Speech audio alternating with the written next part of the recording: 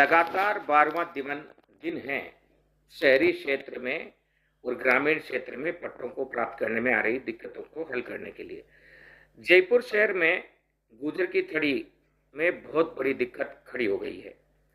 वहां पर 2 महीने पहले आदेश आया था सर्वे का। उस समय प्रेम जी जो वहाँ के हमारे नेता हैं उनसे बात हुई थी, तो उन्होंने ये कहा था कि थोड़ा सा ध्यान से इसको चालू करेंगे और आप बाकी सारी बस्तियों में कर लो। तो लिहाजा बाकी करीब करीब सभी बस्तियों में हमने उस सर्वे को होने दिया और गुजर की थड़ी में वो सर्वे होते होते रह गया। अब सर्वे बंद हो गए। अब सर्वे को भी दोबारा चालू करना है। जिला प्रशासन राज्य सरकार से लोहा ले रहे हैं।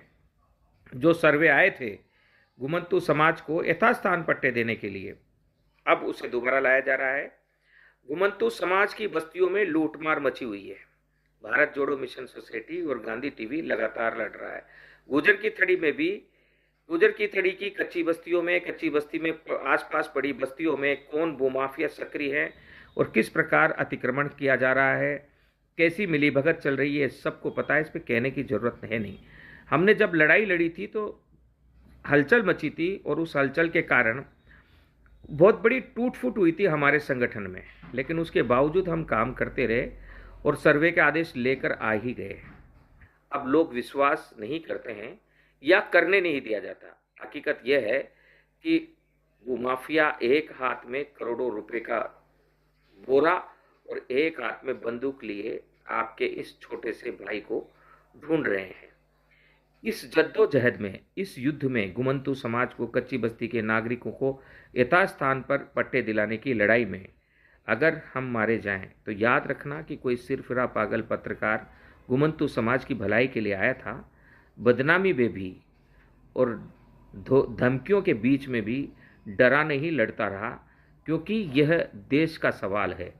हम एक ही सवाल पूछते हैं कि जिस कचरे में गरीब लोग बसे हुए हैं उन गरीबों को तो पट्टा नहीं मिल रहा, उसी कचरे में पट्टे अमीर लोग बना रहे हैं, अमीर लोगों की बिल्डिंगें बन रही है।